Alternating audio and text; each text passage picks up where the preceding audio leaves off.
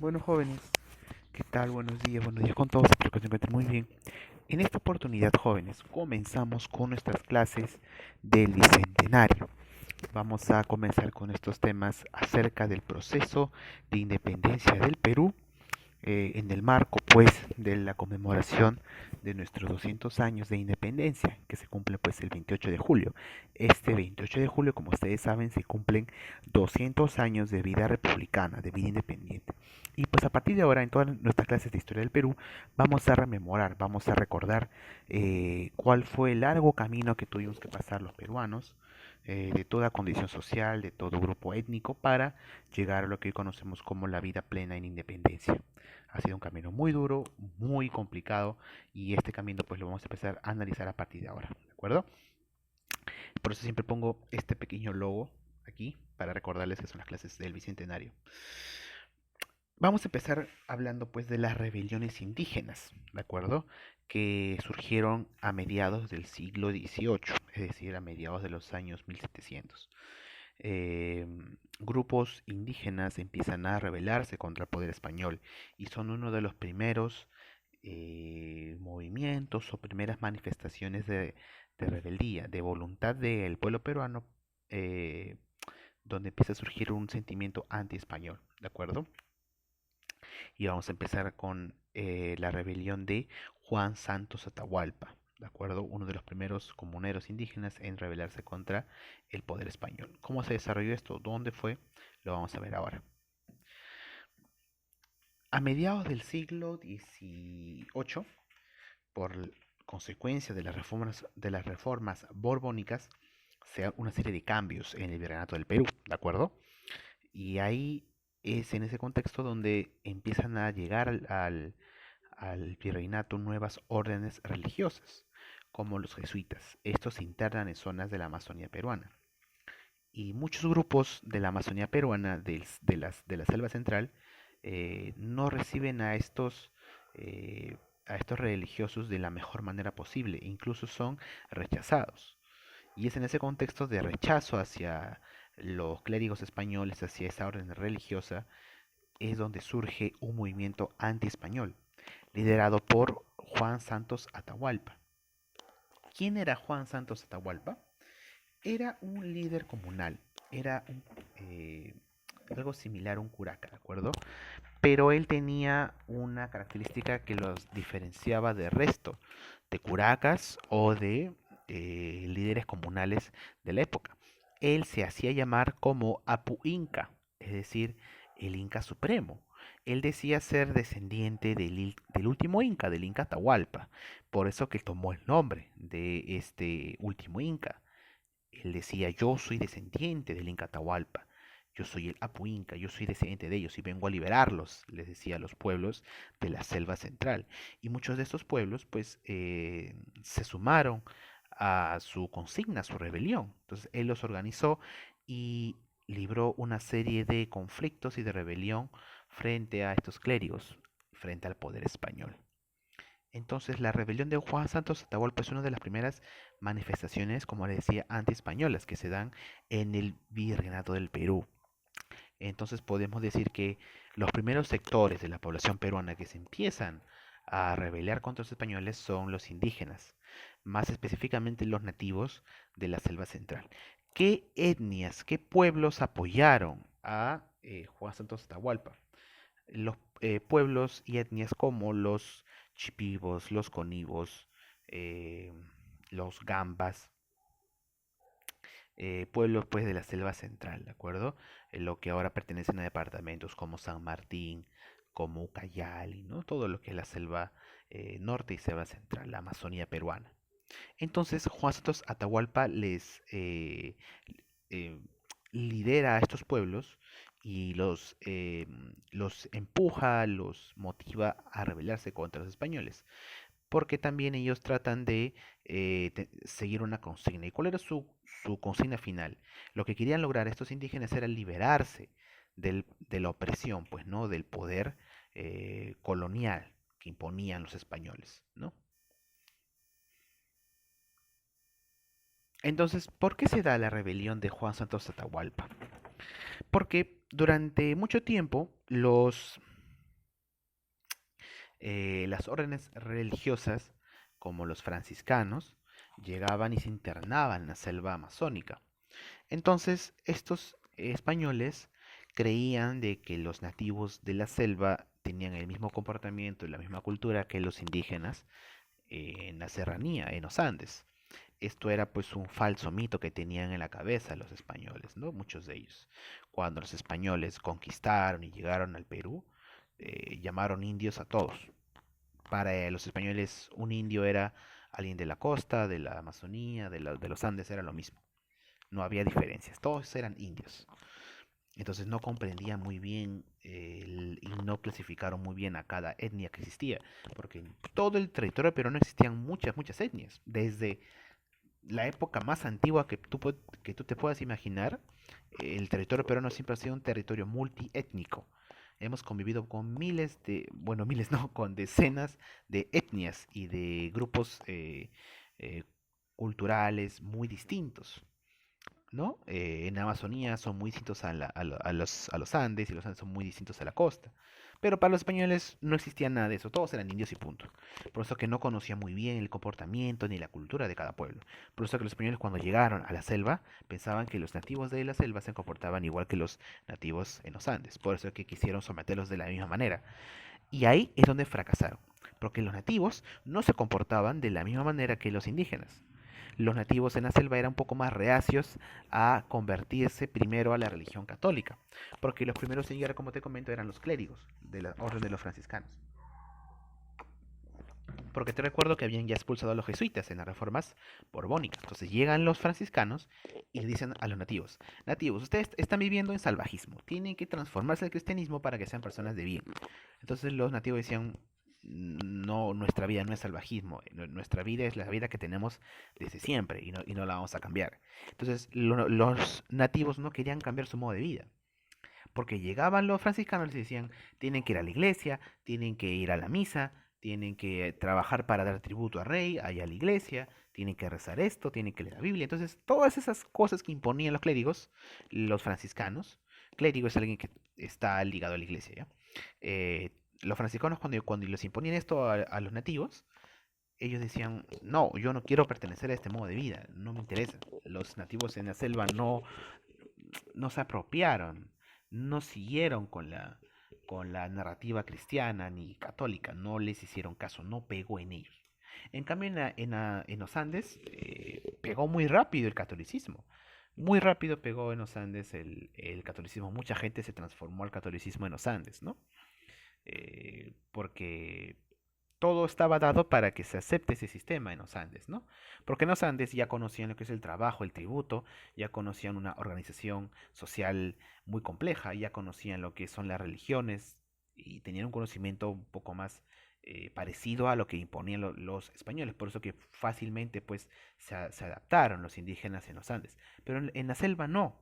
En la selva no se adaptaron mucho a ese nuevo sistema, por eso que eran hostiles los nativos con los españoles. No querían eh, aceptar ese modo de vida impuesto por los franciscanos.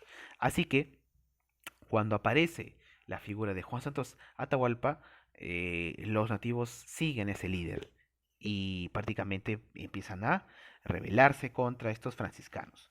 La rebelión comienza también porque los franciscanos querían que se conviertan en católicos los nativos para que puedan trabajar para la corona, para el virrey, para el rey, para que paguen tributo. Y eso es lo que no querían hacer los nativos.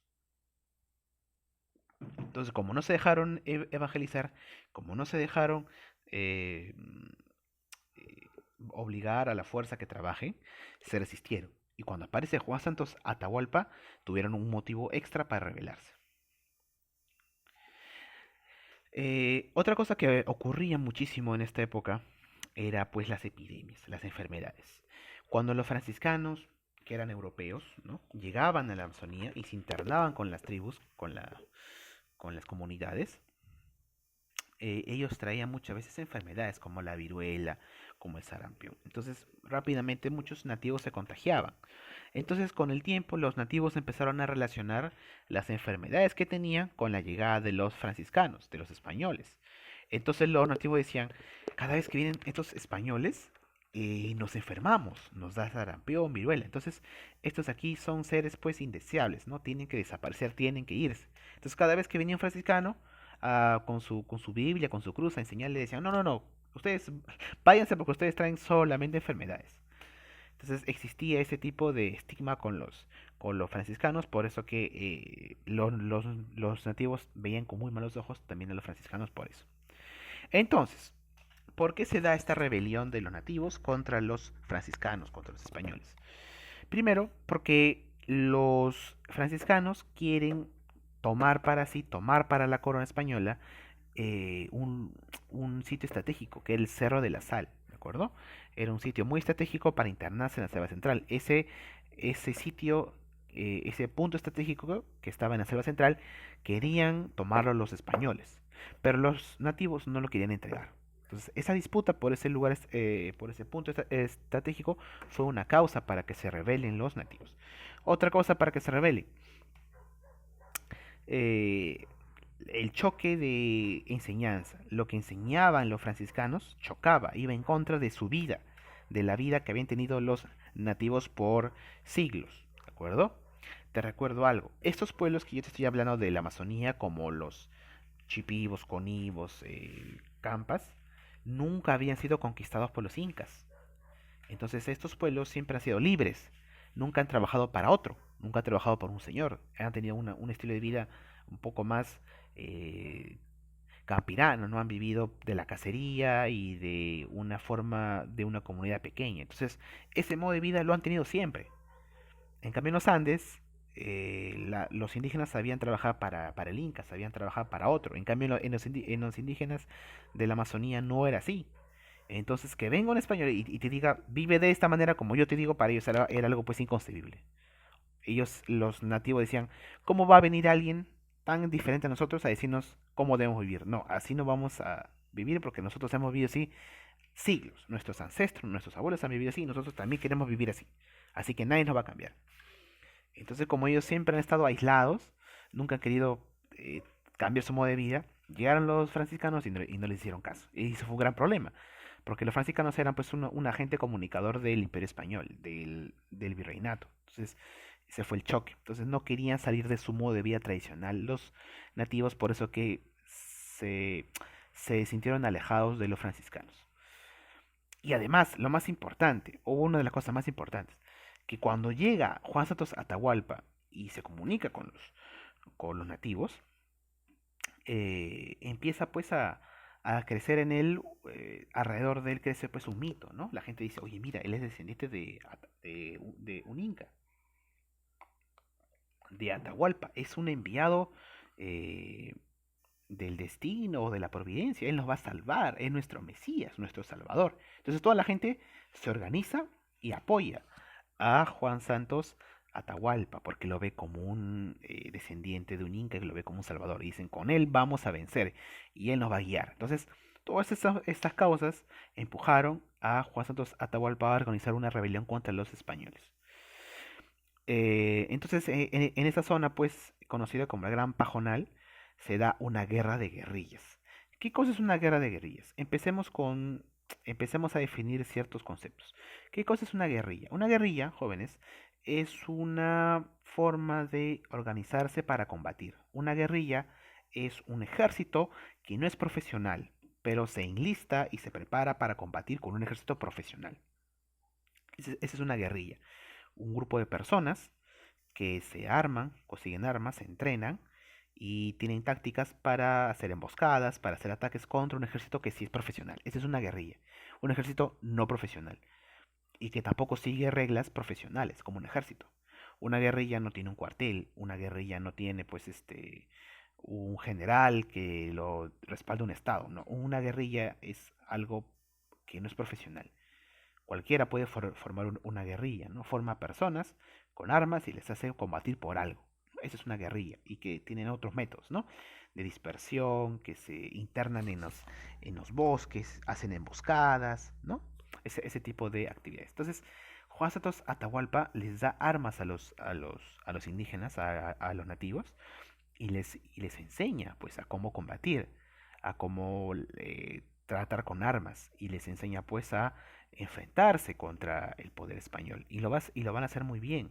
Durante casi una década van a combatir fieramente en esta zona para tratar de resistir a la invasión de los franciscanos y lo van a hacer muy bien. Lo van a hacer también que esta guerra va a durar mucho tiempo. Y también lo van a hacer también que ya no solamente los franciscanos van a tratar de entrar, sino que el mismo ejército del virreinato se va a internar en la selva para tratar de atacar y contrarrestar al poder de Juan Santos Atahualpa. Finalmente, ¿cómo termina esta rebelión, jóvenes? Finalmente los nativos ganan y los franciscanos ya tienen otro tipo de métodos. Ya no se internan en las zonas más alejadas, sino que se van a puntos estratégicos para formar ciudades, como por ejemplo Ucayali, para desde las ciudades tratar de llegar a esos pueblos más alejados. Pero en términos prácticos, la rebelión va a quedar algo así como en un empate con una clara favorecimiento a los nativos, porque lo que querían hacer los nativos era que los franciscanos no entren a sus tierras y no cambien su modo de vida, y al final lo van a lograr, porque los franciscanos se van a ir y ellos van a seguir estando pues con su modo de vida normal. Actualmente, si ustedes van a muchas zonas de la Amazonía peruana, aún van a encontrar a nativos que viven en su modo de vida como estaban pues hace miles de años, ¿no? Hoy si tú te vas a cualquier zona de la Amazonía vas a encontrar, ¿no? Gente que se viste como su etnia, que hablan sus idiomas, es algo muy hermoso que ha quedado hasta ahora porque se mantiene esa cultura. Y algo también muy interesante, Juan Santos Atahualpa nunca fue vencido, porque nunca fue encontrado, nunca se supo cuándo murió, nunca se supo dónde quedó su cuerpo, nunca fue vencido, simplemente se esfumó. ¿Dónde estará Juan Santos Atahualpa? No lo sabemos. Nunca se supo realmente qué fue lo que pasó con él. Por eso que esta rebelión tuvo pues buenas consecuencias para el pueblo, los pueblos nativos de la Amazonía, porque se hicieron pues respetar y se hicieron pues afrontar el poder contra los españoles que al final lo van a lograr. Bueno, jóvenes, entonces esta clase ha sido pues en base a ello, ¿de acuerdo? A las primeras manifestaciones de rebeldía contra el poder español. Y las primeras rebeliones se van a dar aquí en la selva central, ¿de acuerdo? Contra el poder de los franciscanos, del poder español. Entonces, estas clases también sirven, jóvenes, para desmitificar un poco lo que es la independencia. A veces cuando uno habla del proceso de la independencia del Perú, uno se imagina ya, independencia, entonces en su cabeza viene la imagen de San Martín sentado en una palmera, o cuando San Martín llega a la Plaza de Armas y declara la independencia y se fue, listo. Uno tiene en la cabeza que eso es la independencia, y eso es falso, es un cuento que nos hemos creado. La historia dice de que en realidad el proceso de la independencia fue mucho más largo, y no solamente participaron una o dos personas, participaron mucho grupo de personas, no solamente personas que tenían poder y dinero, sino personas comunes y corrientes, personas de muchas clases sociales. Y aquí está la evidencia. Los primeros en rebelarse, en hacerle frente a los españoles, fueron los pueblos nativos de la selva. Ellos no buscaban pues la independencia del Perú, no buscaban una república, pero buscaban rebelarse contra los españoles, decir, hey, no vamos a permitir que tú abuses con nosotros, no vamos a permitir que tú nos impongas todo lo que tú quieras.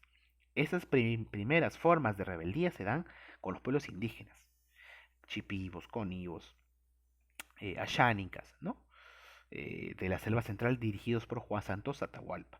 Luego de esta rebelión vamos a ver otra rebelión indígena que va a ser mucho más grande, que va a ser la rebelión indígena más grande de América, comandada por Tupac Amaru II, un gran personaje en la historia del Perú. Entonces, las primeras formas de rebeldía se dan por estos sectores sociales, ¿no? Entonces, la independencia no es de unos pocos, la independencia fue de muchos sectores peruanos, de nativos amazónicos, quechuas, aymaras y luego también criollos, que van a ser los que van a comandar la independencia del Perú posteriormente. Entonces, jóvenes, ya saben, la independencia es de todos. Todos dieron un poco para tratar de construir el país que hoy queremos seguir construyendo, ¿no? Porque el Perú de hoy no es una maravilla, no es un modelo perfecto. Tiene muchas cosas para mejorar. Y este camino de nuestra independencia aún no ha terminado. seguimos con muchas tareas pendientes que justo este 28 de julio conmemoramos un aniversario más de la independencia, que es un gran llamado a seguir trabajando para construir el país que todos queremos. Bueno, jóvenes, entonces eso fue todo por hoy. Nos vemos la próxima semana con el siguiente tema. Hasta luego.